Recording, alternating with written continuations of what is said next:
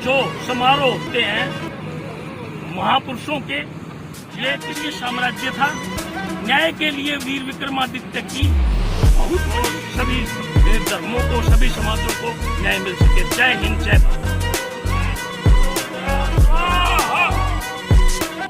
अमर रहे, अमर रहे, अमर रहे। वीर विक्रमादित्य अमर रहे, अमर रहे, अमर रहे। आज सभी साथियों को नव वर्ष की सबसे पहले बहुत बहुत शुभकामनाएं। मैं ये कहना चाहता हूं कि निनान बाईपास चौक के ऊपर आज जो वीर विक्रमादित्य का बहुत बढ़िया एक विजय स्तंभ रूप में ये जो आज हमने सभी भाइयों ने मिलकर ये लगाया, इसका मुख्य उद्देश्य क्या है कि हर व्यक्ति, 36 बिरादरी, सभी धर्म के लोग इससे शिक्षा लें कि महापुरुष किसी एक के ना होकर के हर व्यक्ति के मार्गदर्शक होते हैं, उनके बताए हुए रास्ते पर हमने चलना चाहिए। आपको पता होगा वीर विक्रमादित्य जो न्याय प्रिय थे, जिनका मुख्य कार्य ये न्याय के लिए एक आम आदमी और आम योद्धा न होकर के ये एक भगवान के रूप में यहाँ धरती पर विराजमान हुए थे। तो 2081 का ये वर्ष उनको न्याय के लिए याद कर रहे हैं। आज हमारे जो पत्रकार भाई, जो हमारे और बंधु आज देखते हैं कि न्यायपालिका दिन प्रतिदिन भ्रष्ट होती जा रही है। इस न्यायपालिका को आज विक्रमी संवत पर विक्रमादित्य के बताए हुए रास्ते पर चलकर ही हम हमारे देश को बचा सकते हैं, क्योंकि न्याय देश की एक बहुत बड़ी व्यवस्था होती है। जहां न्याय की व्यवस्था अहम होती है, वहीं पर न्याय का मुख्य काम होता है। तो मैं तो ये कहना चाहता हूं, जिस तरह 32 एंजल जो विक्रमादित्य के सिंहासन को उठाकर चलते थे, और जहां हमारी हरसिद्धि देवी के सामने ये सिंहासन लगता था और उस सिंहासन के ऊपर बैठकर वीर विक्रमादित्य जो न्याय करते थे, वो दूध का दूध, पानी का पानी होता था और पूरे विश्व में इस बात का डंका बजता था। यहाँ कहते हैं कि इंद्र ने भी एक बार न्याय की विशेष जरूरत पड़ी थी, उसमें भी वीर विक्रमादित्य को उन देवी देवताओं के अंदर बैठ करके न्याय करने का मौका मिला था। और उस नर्तंगी को नंबर 1 पर किसने निकाला? वो वीर विक्रमादित्य थे, और उन्होंने उस चीज को एहसास दिलाया था। मैं तो ये बात इसलिए बताना चाहता हूँ कि आज के युग में, आज इस घोर कलयुग में न्याय भी बिक रहा है। उस न्याय को तुरंत प्रभाव से हमारे जो न्यायाधीश, सुप्रीम कोर्ट, हाई कोर्ट और नीचे के जो डिस्ट्रिक्ट कोर्ट है, उनको तुरंत प्रभाव से आज पढ़ लेना चाहिए कि जितना भी दबाव हो, लेकिन हम न्याय के मामले में बिल्कुल नहीं झुकेंगे और वीर विक्रमादित्य की बात का पालन करेंगे।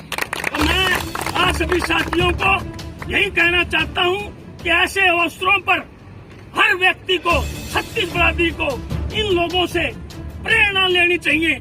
केवल लड्डू खाना और किसी का वो जन्मदिन मनाना ये कोई मायने नहीं रखता। मायने रखता है सिर्फ उनके बताए हुए रास्तों पर चलने का।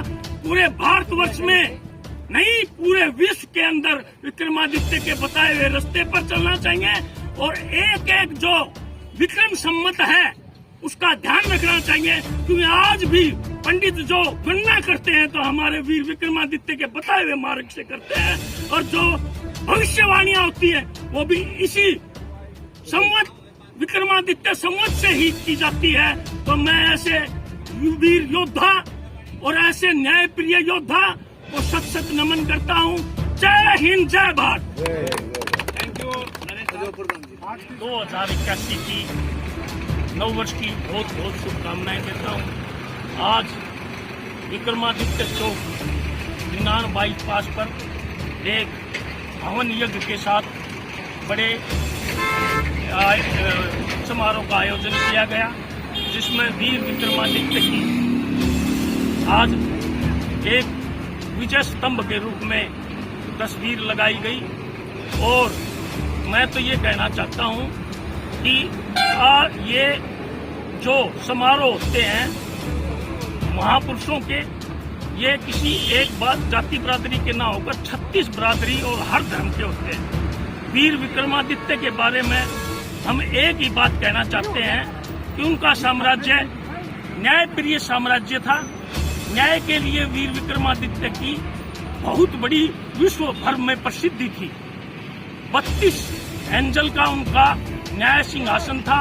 जब हरसिद्धि देवी के मंदिर के सामने वो न्याय सिंहासन पर विराजमान होते थे, तब विश्व का कोई भी बड़े से बड़ा न्यायाधीश के सामने गलत साबित नहीं कर सके था। तो मैं आज ये इसी चौक के ऊपर वीर विक्रमादित्य का ये एक स्टैचू के रूप में एक बड़ा न्याय स्तंभ के रूप में बनाया गया है। 36 बिरादरी इससे शिक्षा लेगी। और आज के युग में मैं तो एक ही बात कहना चाहता हूँ कि सुप्रीम कोर्ट से लेकर जिला कोर्ट तक आज के दिन सभी जज और सभी वकील प्रण लें कि निष्पक्ष होकर न्याय करें, ताकि आज न्याय के इस देवता कहूं तो कोई अतिशयोक्ति नहीं होगी, ताकि इसके रास्ते पर वीर विक्रमादित्य के न्याय के रास्ते पर चल सके और भारत देश और सभी धर्मों को, सभी समाजों को न्याय मिल सके। जय हिंद, जय भारत।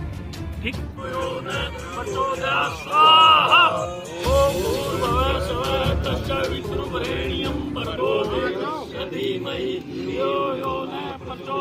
स्वाहा ओम भूर्भुवः स्वः तत्सवितुर्वरेण्यं भर्गो देवस्य धीमहि धियो यो न प्रचोदयात्।